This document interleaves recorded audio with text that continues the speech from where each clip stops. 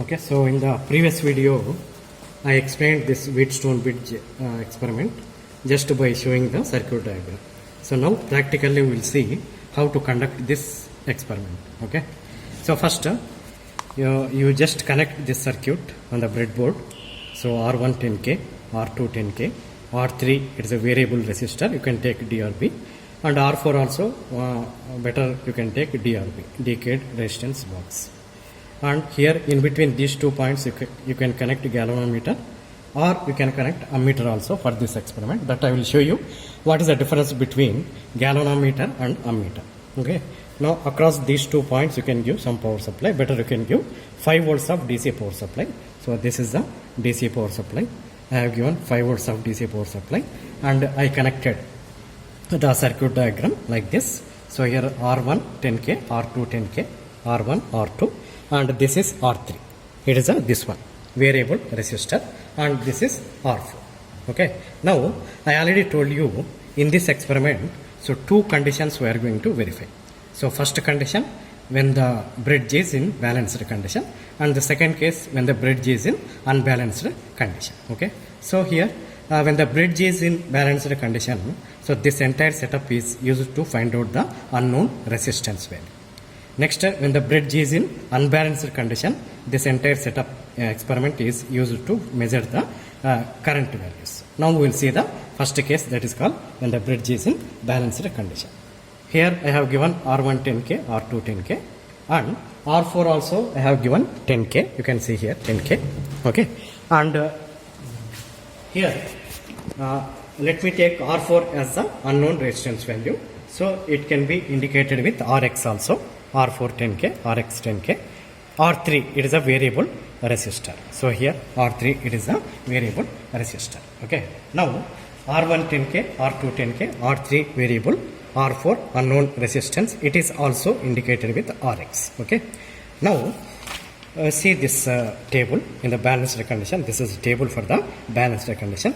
You can take R3 as a variable resistor. For different values of resistor you can take for R3, and for this particular resistor, what is the practical value of RX and what is the theoretical value of RX, that we have to verify.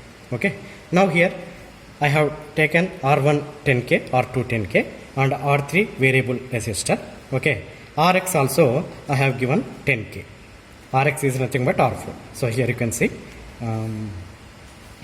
R3 here. Okay, 10K. Okay, now Rx I have given actually 10K. Now we will verify whether for the values of R3, whenever I have given R3 is equal to 10K, then the bridge should balance. Okay, that we will verify now. Here I have given R4 10K here, and here you see R3 it is 10K. So previously, suppose if it is in 0K, so it is not showing 0. Okay, so the difference between galvanometer and ammeter is when the bridge is in balanced condition, the current value should be 0. Or suppose if you are connecting galvanometer, the galvanometer has to show the null deflection 0. So whatever it may be, both are same. So this also it will show the current value, and this device is also will show the current value. So whatever it may be, when the bridge is in balanced condition, our this meter has to show 0 value. Okay, now here R1 10K, R2 10K, R4 10K. So obviously whenever I have given R3 as 10K, then only the meter has to show 0 current. Okay, now it is not showing 0 current. You can see here some minute difference is there. You can see it is not showing 0 current. Now I will set this to 10K. You can see exactly it is showing 0 current. Now it means that the bridge is in balanced condition. So that you have to note down here. When R3 is equal to 10K, so actually the theoretical value you can calculate by using this formula. Rx is equal to R3 into R2 by R1. Okay, so R3 I have taken 10K. 10K into 10 by 10. So obviously we will get 10. Okay, so that is theoretical value. So that we verified by tuning this R3 as 10K. So whenever this R3 is 10K, it is balanced. So like that, you can go for other values. You just set this R3 value as 8K. Okay, theoretically you calculate, you will get Rx value as 8K, But practically we can verify here also. If you set this to 8K, it will show the 0 current. So like that, you can go through all the values. You can verify by taking for different values of R3, you can verify these two columns. Okay. Now we will see the unbalanced condition. Okay. In the unbalanced condition, whenever the bridge is in unbalanced condition, the galvanometer will show some current value. So that we have to note down here. After that, by using formula, we have to calculate the current value. So these two values should match. Okay. That we'll see here. So here you can see when R4 is equal to 8K. R4 is equal to 8 condition. So now we will verify the unbalanced condition case of Wheatstone bridge. So I already told you, whenever the bridge is in unbalanced condition, so this particular experiment is used to measure the unknown current values. Okay. So previous case I have taken, so this meter, it is milliammeter. Okay.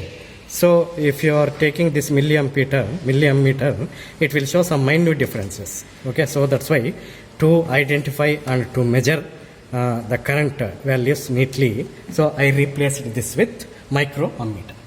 Okay. So this also you can connect, but you cannot measure a small amount of current values here. Okay. So that's why I replaced this milliammeter with a microammeter for this case. That is called for unbalanced condition case. Okay. Now here you can see, so same circuit diagram. So R1, R2, R3, R4. So R1, R2. And this is R3, this is R4. Okay. Now already I have given R1 as 10K, R2 as 10K. Okay. Suppose assume that R4 also I have given 10K. Okay. Now can you tell me for what values of this R3 the meter or the galvanometer will show some current value?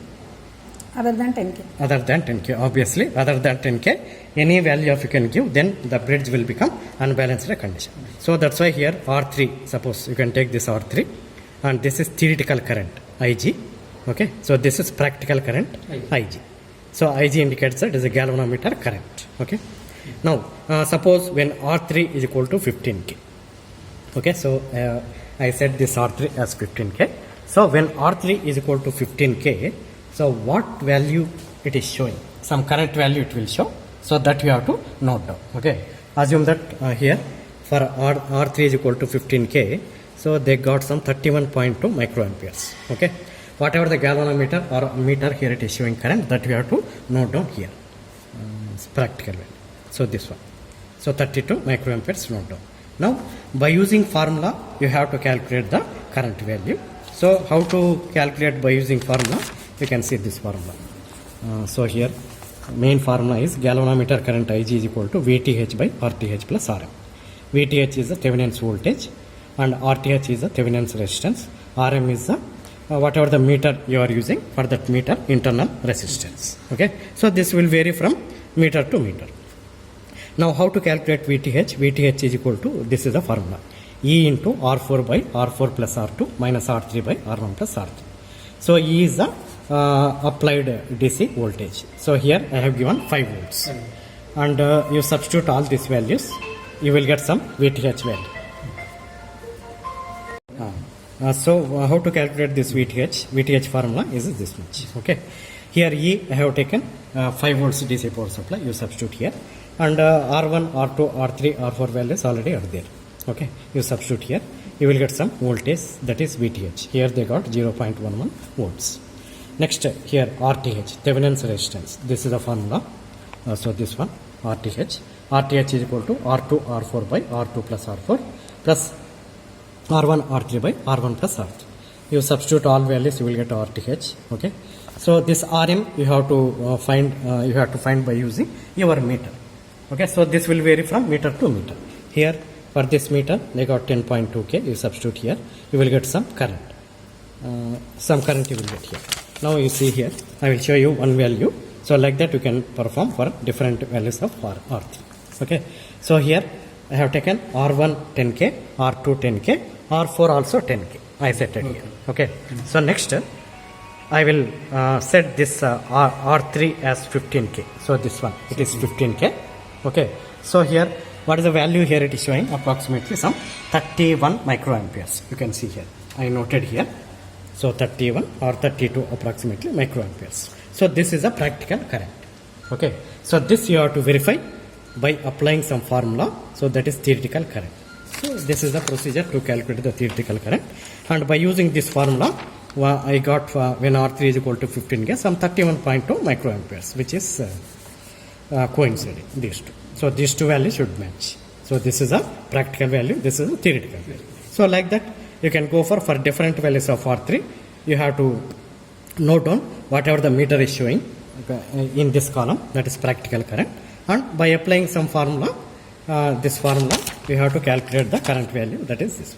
So like that, you can go for 2 or 3 values. It's enough.